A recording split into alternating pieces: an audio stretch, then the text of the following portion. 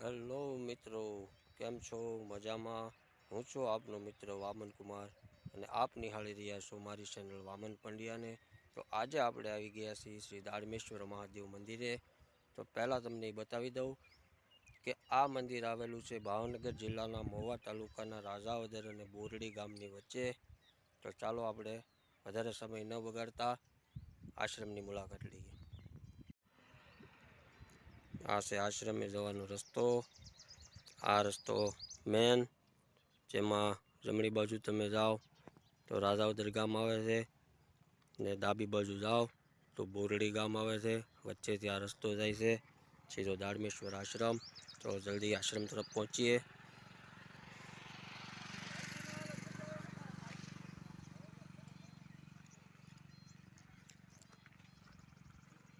બંને બાજુ સુંદર ઝાડવા વાવી દીધા છે, ફર્સ્ટ ક્લાસ.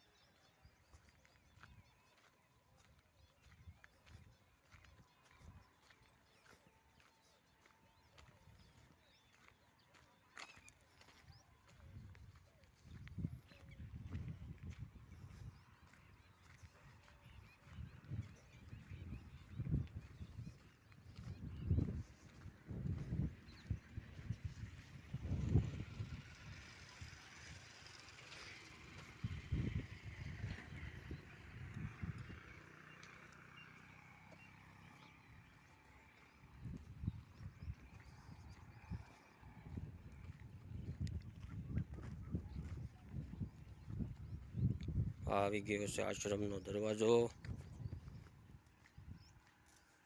આ છે અહીંનું પોસ્ટર, શ્રી દાડમેશ્વર મહાદેવ આશ્રમ. આ છે એમનો મુખ્ય ગેટ, જે ભક્તો માટે 24 કલાક ખુલ્લો હોય છે. ચાલો જઈએ અંદર.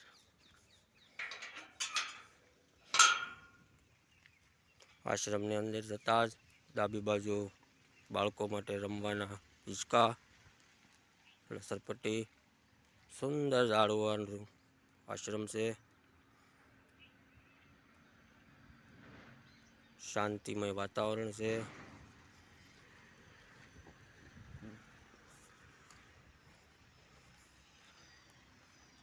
અહીંના સાધુ માટેનું બનાવેલી કુટીર છે.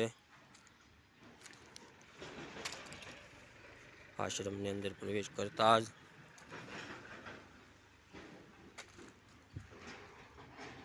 ડાબી બાજુ બજરંગદાસ બાપાનું મઢુલી બનાવેલી છે.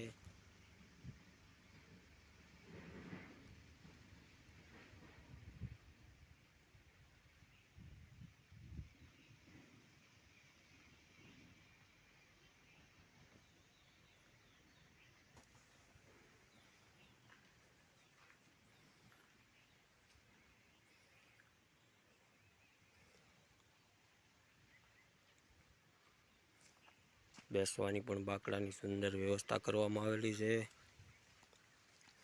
ત્યાંથી આગળ આવશું તો આશરે હનુમાનજી મહારાજનું મંદિર, એમના દર્શન કરીએ.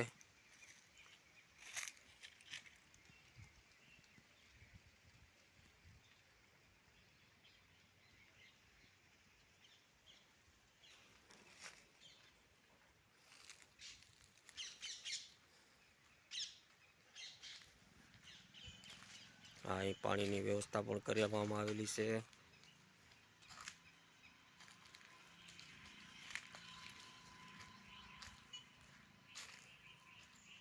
ત્યારબાદ આ ભૈરવદાદાનું મંદિર છે.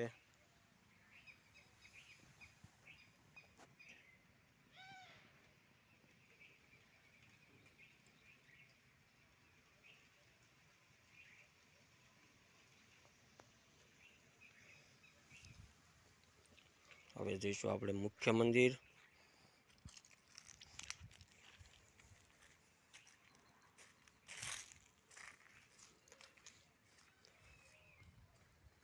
આ છે અહીંનો યજ્ઞકુંડ.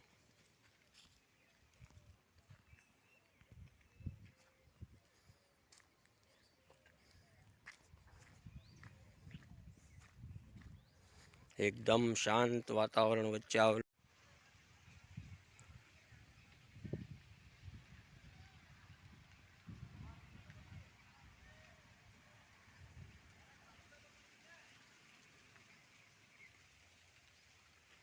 ચાલો જઈએ મંદિરમાં.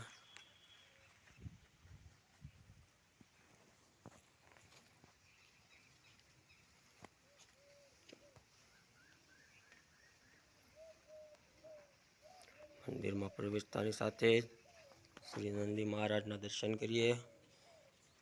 ત્યારબાદ ગજાનંદ ગણપતિ મહારાજ, આ બાજુ હનુમાનજી મહારાજ બિરાજમાન છે. ને આ છે શ્રી દાડમેશ્વર મહાદેવ.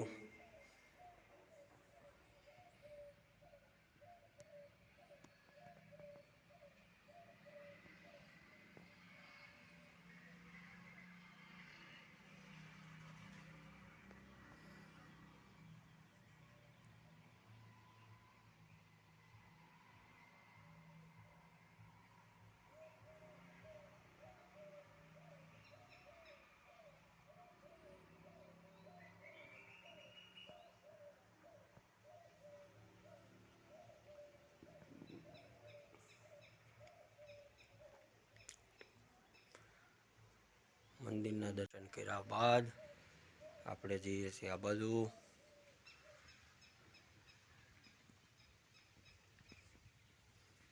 જ્યાં ભાવિક ભક્તો માટે વિશ્રામની વ્યવસ્થા છે. સુંદર બેઠક વ્યવસ્થા પણ છે. પક્ષીઓ માટે ચબૂતરો બનાવવામાં આવેલો છે, જ્યાં પક્ષીઓને દાણા નાખવામાં આવે છે રોજે.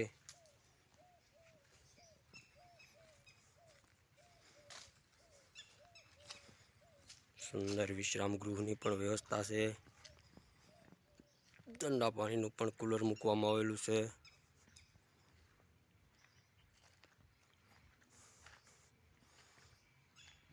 અહીંના દાતાશ્રીઓ, સેવક ભક્તોનું લિસ્ટ બનાવેલું છે. સુંદર વ્યવસ્થા કરવામાં આવેલી છે.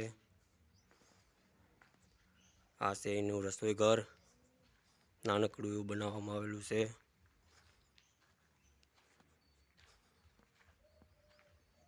તો આ તો શ્રી દાડમેશ્વર મહાદેવ મંદિર, રાજાવદર અને બોરડી ગામ. એકવાર અવશ્ય મુલાકાત લેજો. જય દાડમેશ્વર મહાદેવ.